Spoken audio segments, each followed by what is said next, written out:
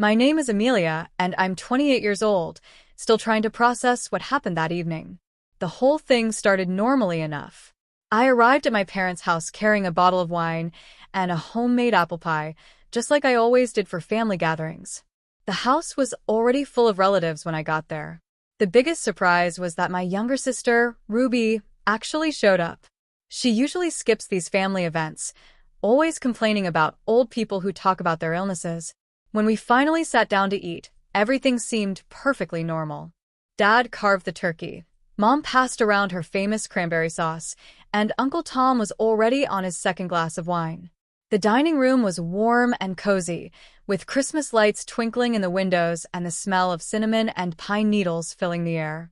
Then, Mom cleared her throat and turned to Ruby with this weird smile I'd never seen before. "Ruby, sweetie, why don't you tell everyone about that business you want to open?" I was in the middle of taking a bite of turkey when Ruby started talking, her voice full of excitement I'd never heard from her before. "Oh my God, yes. So, I've got this amazing plan. I'm going to buy clothes from China, super cheap, really good quality stuff, and sell them here for a nice profit." I nearly dropped my fork. "Ruby? Starting a business?" My sister, who hadn't worked a single day since graduating college 2 years ago, who spent most of her time finding herself and posting selfies on Instagram. But before I could even process this information, the whole family erupted in cheers and congratulations. Uncle Tom raised his glass to our future successful businesswoman. Aunt Mandy was going on about how she always knew Ruby had it in her, and my cousins were already asking for family discounts. Then I saw Mom and Dad exchange that look. You know, that particular parent look that means they're up to something. I'd seen it many times growing up, usually right before they announced something that would somehow benefit Ruby, at my expense. "Amelia," Mom said, her voice sickeningly sweet, "you'll help your sister start her business, won't you? You have those savings for your apartment." I literally choked on my mashed potatoes. "What? Why can't she get a business loan?" I sputtered, reaching for my water glass. "There are banks that specifically help new entrepreneurs. She just needs to show them her business plan." Suddenly, the whole family started talking at once. Uncle Tom was saying something about family duty. Aunt Mandy was reminiscing about how her sister had once helped her with a much smaller amount, and my cousins were nodding along like bobbleheads. "Think about it, honey," Mom chimed in, her voice rising above the others. "When Ruby's business takes off, she'll pay you back with interest. You'll be able to buy the most luxurious apartment in the city." They kept at it for 15 solid minutes. Every time I tried to argue, someone else would jump in with another guilt trip or emotional manipulation. Finally, exhausted and overwhelmed, I gave in.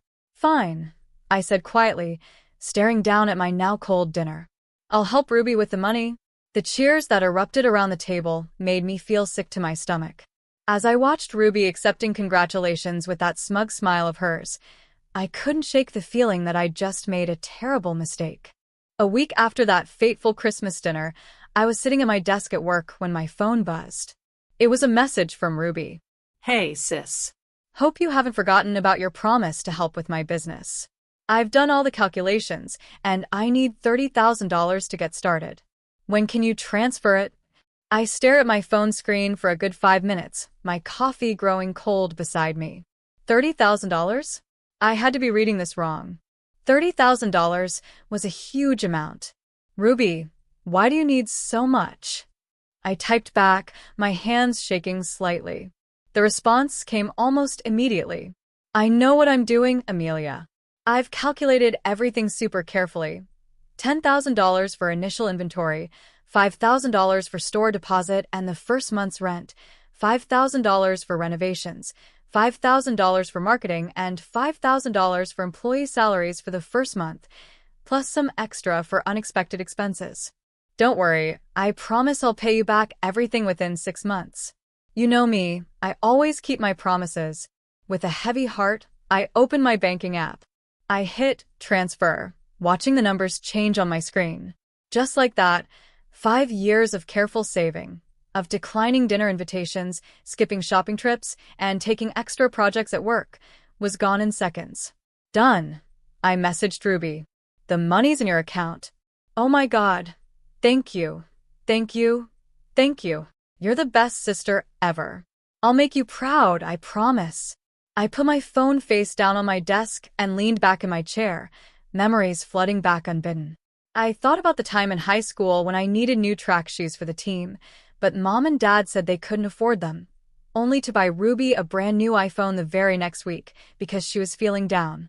Or the time I wanted to take piano lessons, but they said it was too expensive, yet somehow found the money for Ruby's horseback riding classes 6 months later. It wasn't just our parents either. Uncle Tom always slipped Ruby extra money at family gatherings, saying she reminded him of himself when he was young. Aunt Mandy would send her birthday checks twice as large as mine because Ruby was still finding her way in life. Even our cousins seemed to gravitate toward her, naturally drawn to her outgoing personality and endless stream of dramatic stories. No matter what Ruby did, lying about breaking Mom's favorite vase, borrowing money from Dad's wallet, or skipping school to go to parties, there was always someone ready to make excuses for her. She's just spirited, they'd say. Or, she's still young, she'll grow out of it. My personal favorite was, at least she's honest about what she wants. One incident stood out clearly. My best friend, Jenny Martinez, had this beautiful leather jacket her grandmother had given her for her birthday. Ruby had been jealous because Jenny's jacket was cooler than hers. I still remember exactly how it went down. One day during lunch break, I saw Ruby sneaking around near Jenny's locker. I didn't think much of it at the time, I should have. The next morning, Jenny came to school crying. Her jacket was ruined, covered in permanent marker and what looked like nail polish. I knew immediately who had done it. I'd seen the same nail polish color on Ruby's dresser the night before. But before Jenny could even report what happened, Ruby burst into tears in the middle of the hallway, wailing about how Jenny was going to blame her for ruining the jacket and how Jenny had been mean to her all year. It was all lies, but Ruby had always been good at crying on command. Aunt Mandy got involved first. She marched into the school, demanding to speak with the principal. My niece would never do such a thing, she insisted. This other girl is clearly trying to frame her. Then Uncle Tom joined in, followed by our cousins and finally, our parents. They all rallied around Ruby, like she was some kind of victim. I sat through countless family discussions where they talked about how that Martinez girl was obviously jealous of Ruby and was probably upset that I was spending time with my sister instead of her. I tried to speak up once, to tell them I'd seen Ruby near Jenny's locker, but Mom shut me down immediately. Amelia, how could you even think your sister would do something like that? Family stands together. The whole thing spiraled out of control. Our relatives kept showing up at school, complaining to teachers and confronting Jenny's parents. They made such a fuss that eventually, Jenny's mom transferred her to another school. I lost my best friend, and Ruby got away with it completely. She even had the nerve to smile at me when we heard Jenny was leaving. See, she whispered to me in the hallway. That's what happens to people who aren't nice to me. I never told anyone what Ruby said to me that day. What was the point? Nobody would have believed me anyway. Ruby was the baby of the family, the one who could do no wrong, the one everyone rushed to protect. Now, over 15 years later, I found myself hoping things would be different. Maybe Ruby had grown up. Maybe this business venture would be the thing that finally made her take responsibility for her actions. Maybe she'd prove everyone right about her potential. The next few weeks flew by in a blur of deadlines and meetings. I was leading a major software implementation project at work, which kept me too busy to think much about Ruby's business venture. One Sunday, I stopped by my parents' house for our usual family dinner. Dad was watching baseball, and Mom was pulling a lasagna out of the oven. But Ruby was nowhere to be seen. "Where's Ruby?" I asked, helping Mom set the table. "Is she running late again?" Mom waved her hand dismissively. "Oh, she's away on a trip." I nearly dropped the plate I was holding. "A trip? What do you mean a trip?" "She's supposed to be starting a business." "Don't take that tone with me, Amelia," Mom snapped, her eyes narrowing. "Obviously, it's a business trip, and frankly, you need to stop poking your nose into your sister's affairs. She knows what she's doing." I bit my tongue and finished setting the table in silence, but something didn't feel right. That night, Lying in bed in my apartment, I opened Instagram and started scrolling through Ruby's profile. My stomach dropped. There she was, posing in front of the Eiffel Tower, sipping cappuccino at a cafe in Rome, shopping in Milan, living it up at a beach club in Greece. Each photo was more extravagant than the last, all posted within the past week. What the hell? I muttered to myself. If she's starting a clothing business with Chinese suppliers, why is she gallivanting around Europe? I barely slept that night. As soon as I saw Ruby post that she was back home, I called her. "Hey, sis." Her voice was chirpy, like nothing was wrong. How are you? "How was your trip?" I asked, trying to keep my voice neutral. She laughed that carefree laugh of hers. "Oh my God, it was amazing. Don't worry, I totally thought everything through. I actually met with this incredible clothing supplier in Europe. They're going to be perfect for the business." "European suppliers?" I couldn't keep the skepticism out of my voice anymore. "I thought you were importing from China. That was your whole business plan." "Plans change, Amelia. You need to be flexible in business. Trust me, I know what I'm doing." "Right," I said, taking a deep breath. "So when can I see the store?" "You know, the one you said you'd already found." There was a pause, just a fraction of a second too long. "Oh, give me a week to get everything set up. I'll show you then, I promise." Something in her voice made my skin crawl, but I forced myself to stay calm. Fine. 1 week. I want to see this store of yours. Of course. No problem at all. I'll text you the address. The address Ruby sent me was in a small shopping center on the outskirts of town. When I pulled into the parking lot, I spotted my parents' car already there. Of course, they were here. Ruby never did anything without her cheerleading squad. The space was small but admittedly well-arranged. Racks of clothing lined the walls, a few mannequins wore trendy outfits, and there was even a cozy sitting area with a coffee machine in the corner. Everything looked perfect. Too perfect. "Isn't it amazing?" Ruby twirled around the store. "Look at these pieces I got from my supplier." She gestured to a rack of dresses. "And over here will be the accessories section. Oh, and I'm thinking of putting a makeup counter right here." Mom wiped away what looked suspiciously like tears of joy. "My baby, a real businesswoman. I always knew you had it in you, sweetheart. Unlike some people," she added, giving me a pointed look. "Ruby isn't content to just work for others. She's making her own way in the world." I bit my tongue so hard I could taste blood. $30,000 of my money had made this own way possible, but heaven forbid anyone acknowledge that. "When are you opening?" I asked, running my hand along a rack of sweaters. They were nice, really nice. Designer labels. Quality fabric. Not exactly what I'd expected from a business plan that originally involved cheap Chinese imports. "Oh, soon," Ruby said vaguely, quickly steering the conversation to her plans for the store window display. Over the next couple of weeks, I kept checking Ruby's social media obsessively. There were plenty of posts: Ruby at fancy restaurants, Ruby at spa days, Ruby showing off new shoes and bags, but nothing about the store. No coming soon announcements. No sneak peeks. No business updates. Not a single mention of her entrepreneurial venture. Then came another Sunday dinner at my parents' house. The moment I walked in, I knew something was up. Ruby was sitting at the kitchen table, eyes red and puffy, while Mom hovered over her with a box of tissues. "What's wrong?" I asked, though a part of me already knew where this was heading. "Oh, Amelia." Ruby burst into fresh tears. "Everything's falling apart. The supplier increased their prices, the store needs renovations before we can open, and there are all these permits I didn't know about. I need another $20,000 or the whole business will fail before it even starts." I actually laughed. I couldn't help it. "You're kidding, right? Another $20,000? Amelia," Mom gasped. "How can you be so cruel? Your sister is in crisis." "Crisis? She hasn't even opened the store yet. How about showing me some business records? Receipts? Anythings?" "I can't believe you don't trust your own sister," Dad said, his voice heavy with disappointment. "After everything we've done for you." I looked around the kitchen at my crying sister, my tearful mother, my disapproving father.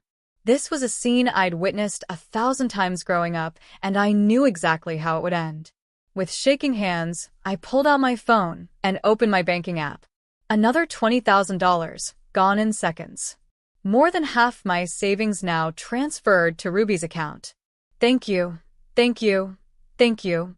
Ruby's tears miraculously dried up as she hugged me.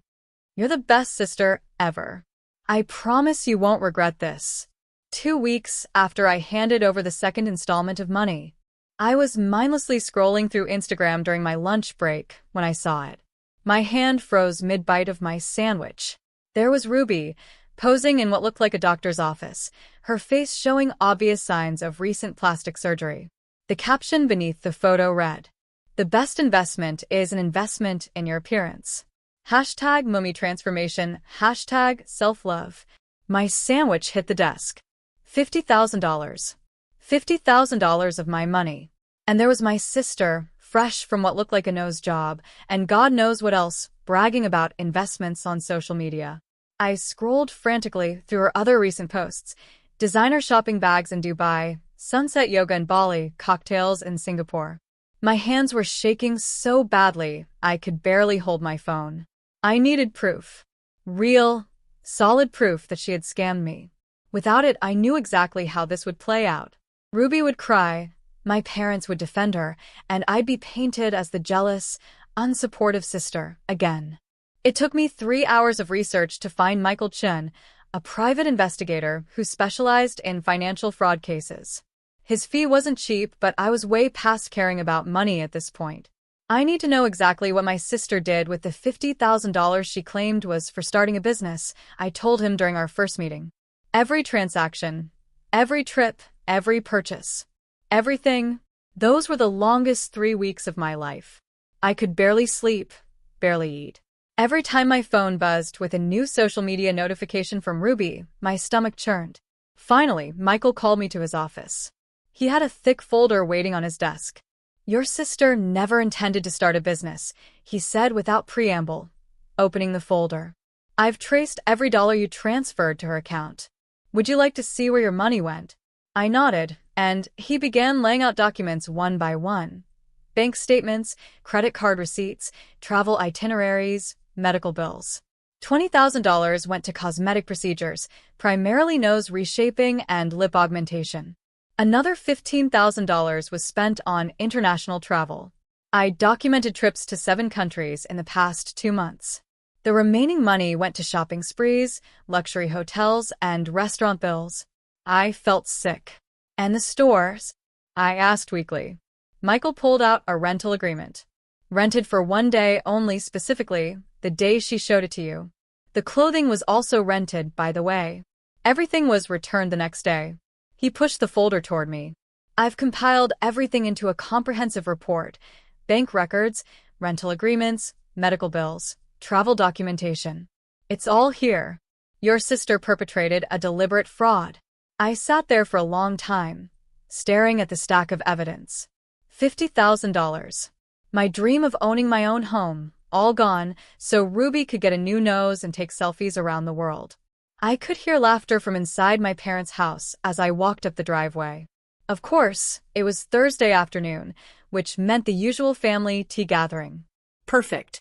Let them all be here for this. The folder felt heavy in my hands as I pushed open the front door without knocking. They were all there in the living room. Aunt Mandy with her usual gossip, Uncle Tom in his favorite armchair, my cousins scattered around with their phones, Mom serving tea, Dad reading his newspaper, and Ruby, the center of attention as always, showing everyone something on her phone. Ruby, I said, my voice cutting through the chatter. When are you planning to pay back my $50,000? The room went quiet. Ruby looked up, flashing that sweet smile that had gotten her out of trouble so many times before. Oh, Amelia, you know I can't right now. All the money is tied up in the business. Taking it out would ruin everything I've built. You understand, right? Built. I laughed, but there was no humor in it. You mean like that nose job you built? Were those trips to Europe, Dubai, and Bali part of the business too? Ruby's smile faltered. Mom stepped forward, frowning. Amelia, what are you talking about? I opened the folder and started laying out documents on the coffee table. "There is no business," I said, my voice shaking with anger.